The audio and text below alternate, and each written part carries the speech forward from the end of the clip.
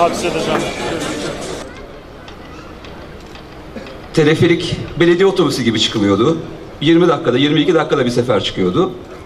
Şimdi özel bir arabayla çıkıyormuş gibi çıkacaksınız ve ailenizle, başka kimse olmadan istediğiniz konuları konuşarak, kuş cıvıltıları içinde, sesleri dinleyerek, ağaçlara bakarak ve hiçbir sarsıntıya maruz kalmadan ve 20 saniyede bir, 19.48 saniyede 20 saniye diyoruz.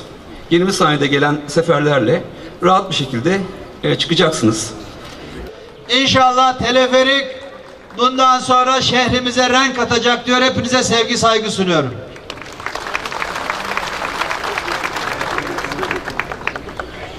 Uludağ'ın gelişmesine yönelik düşüncelerini ifade eden ve Uludağ'ı Bursa'ya yakınlaştıracak olan güzel projemiz, teleferiğimiz. Yıllardır, 50 yıldır Bursa'ya gelen misafirlerimizle birlikte defalarca bindiğimiz ve herkesin binmek istediği, Bursa dışından, Bursa deyince akla ilk gelen Bursa'nın sembollerinden biri olan teleferik. İşte o da bu dönemde yenilenmiş oldu. Başkan Uludağ için çok büyük hedefleri olduğunu söylemişti. Bu konuda yetki karmaşası var. Bize izin ve imkan verin.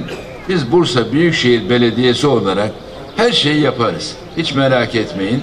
Yeter ki 40 kafadan ses çıkmasın, 20 tane yerden izin almak zorunda kalmayalım. Çok haklı taleplerdi bunlar. Biz bu formaliteleri asgariye indirmeye çalıştık. Şu anda bir kısmında Orman Bakanlığı ama büyük bir kısmında da Büyükşehir Belediye Başkanlığımızın yetki sahibi olduğu bir noktaya geldik. Hayırlı olsun.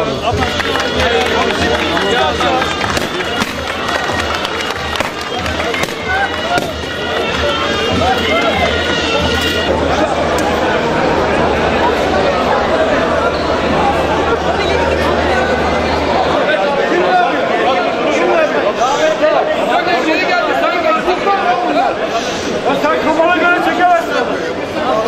Ayıp da bu kadar ya.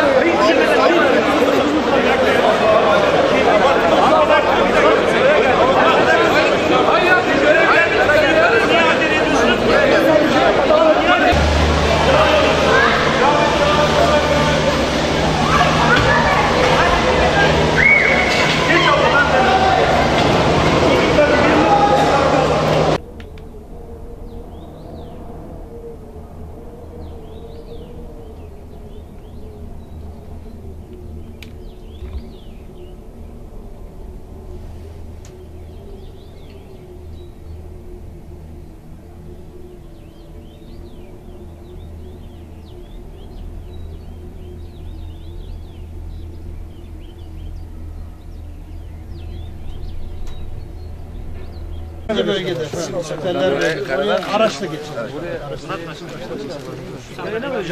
Sağ olun arkadaşlar, teşekkür ediyoruz.